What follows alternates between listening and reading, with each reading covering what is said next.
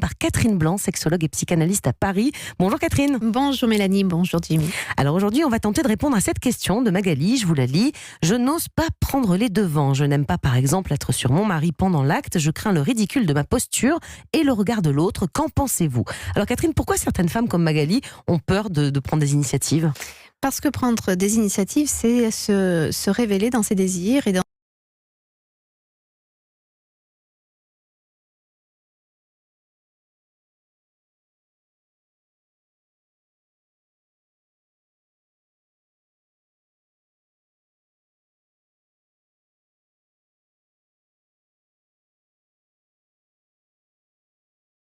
que, de fait, une femme bien n'était pas animée de désir, si ce n'est de répondre aux désirs de son mari.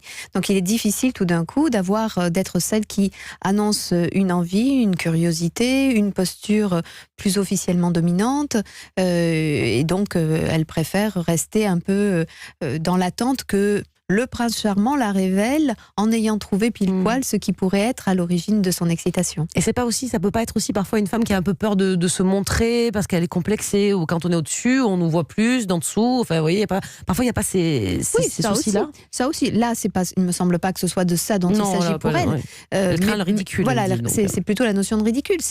Et puis elle convoque beaucoup de monde, c'est-à-dire elle se sent ridicule comme s'il y avait tout un public qui allait la voir et qui allait juger de son positionnement, juger de son attitude, de sa grimace peut-être, du son qu'elle émettrait, ou du mouvement, ou de la maladresse de ses mouvements. C'est donc son propre jugement qu'elle projette sur son mari, et puis tous ceux qui ne sont pas dans cette pièce et qu'elle convoque de façon imaginaire.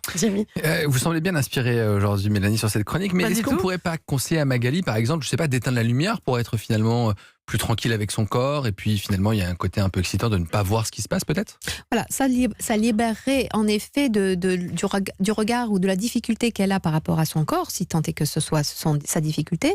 Ça la libérerait aussi de l'idée que son mari la regarde, mais ça ne la libérerait pas de ce qui est à l'origine de son anxiété.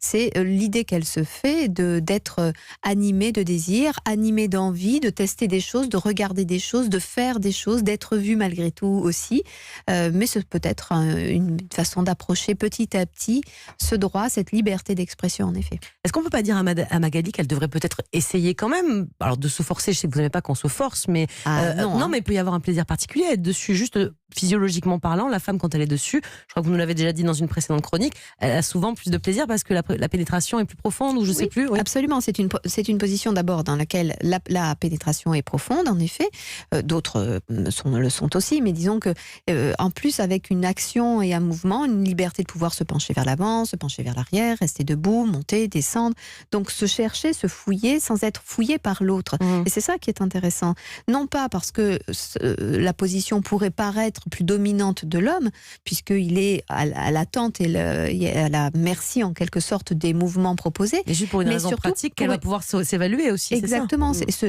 Se chercher, se découvrir, chercher où est-ce que se fait intuitivement son excitation pour mettre ce pénis là où elle le désire, où elle le ressent, où elle a envie qu'il la frotte, la caresse.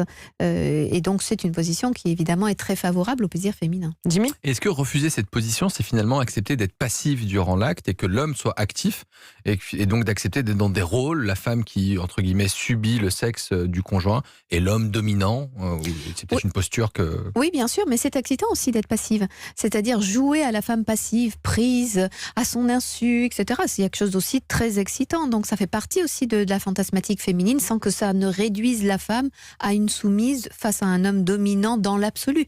Dans le cadre de la sexualité, on joue à ces choses-là aussi, sans que ça ne nous raconte dans notre posture sociale. Mais en plus, en restant sur cette position toujours un peu passive, elle prend aussi le risque que l'homme il choisisse toujours des positions qui lui plaisent à lui, finalement qu'elle ait un peu moins de plaisir elle. C'est ça, c'est-à-dire qu'elle attend qu'il ait trouvé. Vous savez, c'est un petit peu comme les enfants. Un enfant, il évalue l'amour de sa maman parce que grâce au fait qu'elle sait avant lui ce qui lui fera du bien. C'est-à-dire, elle sait que là, il a sommeil, elle sait qu'il a faim, elle sait qu'il faut lui changer la couche, etc. Alors lui n'est pas capable de définir ça. Et nous avons tendance à venir dans la vie de l'adulte en définissant que l'autre nous aimera suffisamment le jour où il aura trouvé ce que nous ne savons pas nous-mêmes de ce qui nous ferait du bien. Autant vous dire que c'est très compliqué. Merci beaucoup Catherine pour tous vos conseils précieux. Comme